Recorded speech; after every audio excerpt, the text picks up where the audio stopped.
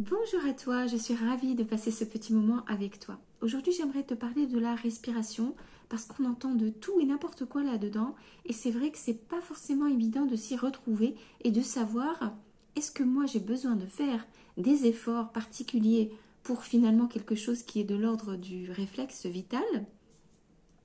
À quoi ça me servirait en fait de faire des exercices spécifiques? Et puis, est-ce que tous les exercices se valent? Et est-ce que on obtient les mêmes bénéfices? On va essayer de mettre un peu d'ordre là-dedans parce que c'est vrai que c'est une question assez confuse la majorité du temps. Alors avant de rentrer dans le vif du sujet, je te souhaite la bienvenue à toi, surtout si c'est la première fois que tu viens sur cette chaîne.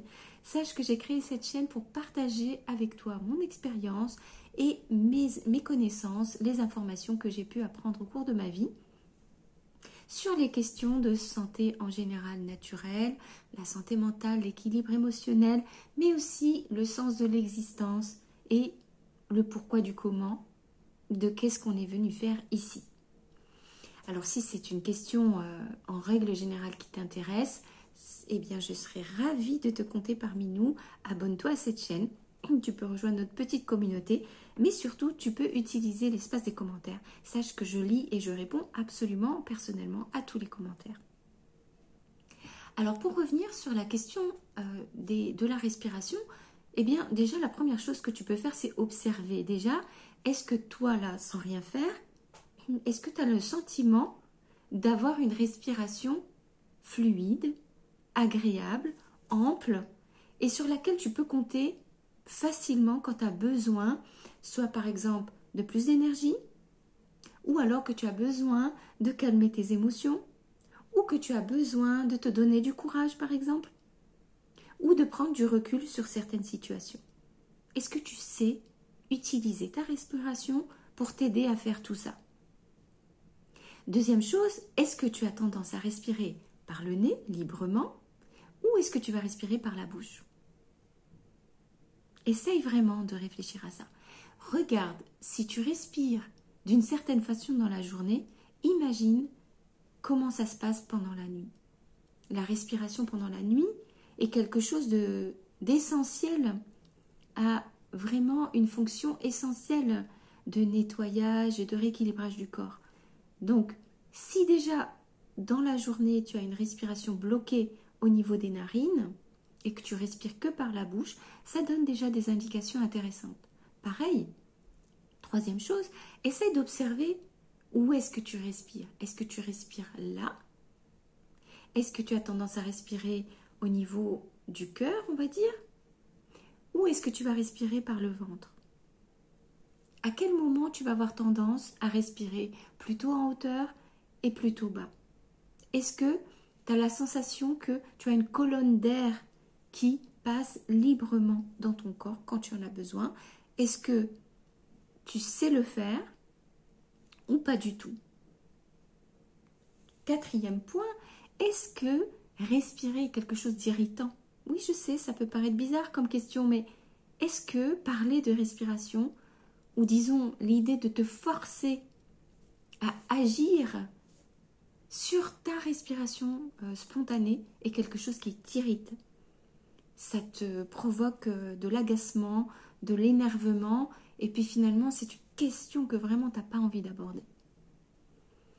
Voilà, avec ces petites questions-là, déjà tu peux avoir une idée, tu t'en doutes, hein. Si tu es irrité, si tu respires par la bouche, si tu as tendance à respirer ici,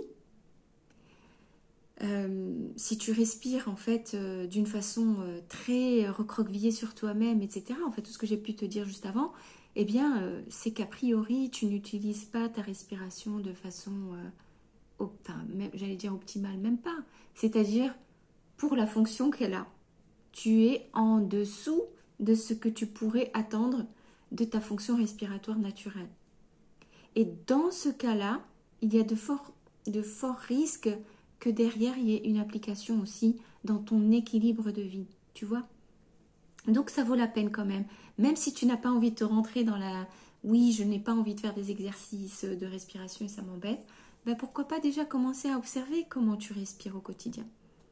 Puis peut-être même qu'autour de toi, tu as remarqué qu'il y avait des gens qui respiraient beaucoup par la bouche et ça a pu te déranger. Moi, personnellement, quand je suis assise à côté de quelqu'un à table et que j'entends cette personne qui suffoque quasiment, hein, mais elle ne s'en rend pas compte. Parce que pendant qu'elle mange, en fait, elle n'arrive pas à respirer non plus parce qu'elle ne peut pas respirer par le nez. Donc, on voit que la personne est vraiment en difficulté. Et donc, très souvent, il y a des gens qui vont te dire « Oui, j'ai tendance à manger vite, je ne prends pas le temps de mâcher, etc. C'est pas bien. » Alors qu'en réalité, j'allais dire, c'est pas de sa faute. Mais il y a véritablement une difficulté à respirer librement. Donc, c'est pas que la personne est stupide ou qu'elle ne fait aucun effort. C'est qu'il y a véritablement un problème à gérer. Donc, elle va avoir tendance à manger vite, à avaler vite. Elle va éviter d'avoir des aliments trop difficiles à mâcher et donc va aller vers une alimentation de plus en plus molle, qui s'avale vite, etc. Et tout ça amène des implications aussi en termes de santé derrière. Donc je ne veux pas faire peur pour faire peur, c'est pas ça, mais c'est juste pour dire que quel que soit le morceau du fil qu'on va essayer de tirer de la pelote, il y a des implications à la respiration. Et le truc le plus incroyable, c'est que c'est une question qui est très très très rarement abordée. Que ce soit chez ton médecin, que ce soit chez ton naturopathe, quel que soit l'endroit où tu vas avoir besoin de recommandations par rapport à ta santé, ou que ce soit une santé émotionnelle, comme je disais, psychique, mentale ou physique, tout simplement. C'est bizarre, mais cette question-là n'est pas souvent abordée. Je dis pas du tout, hein, mais elle est rarement abordée. Et quand on fait l'effort d'aller expérimenter soi-même un travail sur la respiration, on se dit, mais c'est vrai qu'il y a un effet. Quand c'est bien fait, évidemment, qu'on est bien encadré, qu'on a appris comment faire, etc. Et c'est dommage, finalement. Et c'est vrai que ça semble être un point superflu. Parce que oui, on respire naturellement. Parce que oui, tant qu'on est vivant, on respire. Et que oui, on a tellement de choses, on a une charge mentale tellement énorme au quotidien, on ne va pas rajouter un truc sur une fonction qui est finalement naturelle, on n'a pas besoin d'y réfléchir parce qu'on respire. Et c'est là que c'est dommage. Voilà, j'espère vraiment que cette prise de conscience déjà va te permettre de te dire qu'il y a quelque chose qui est en toi, qui est vraiment de l'ordre du trésor et que tu n'exploites peut-être pas et qui, même pire que ça, te dessert tout simplement parce qu'on a tendance à balayer cette question de la respiration. Donc ça, c'est vraiment le premier point que je voulais partager avec toi aujourd'hui. Et vraiment, j'aimerais que tu me dises en commentaire comment est-ce que toi, tu te sens par rapport à ça. La respiration, est-ce que c'est irritant? Est-ce que c'est fluide? Est-ce que tu te sens crispé? Et quand tu prends des grands soupirs, tu sais, les gens qui soupirent, qu'est-ce que ça amène pour toi? Est-ce que ça t'arrive de bâiller? Est-ce que tu bâilles régulièrement? Ou est-ce que tu coupes tes bâillements parce que tu es gêné ou que tu es en public? Comment ça se passe en fait pour toi tout ça? Ça, c'est vraiment le premier point.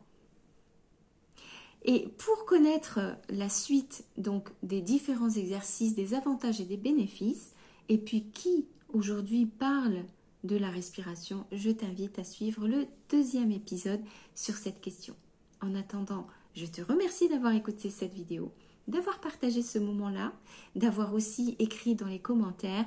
Et si tu veux soutenir ce travail de partage, n'oublie pas, un simple pouce sur cette vidéo, moi ça m'aide et ça m'encourage à continuer.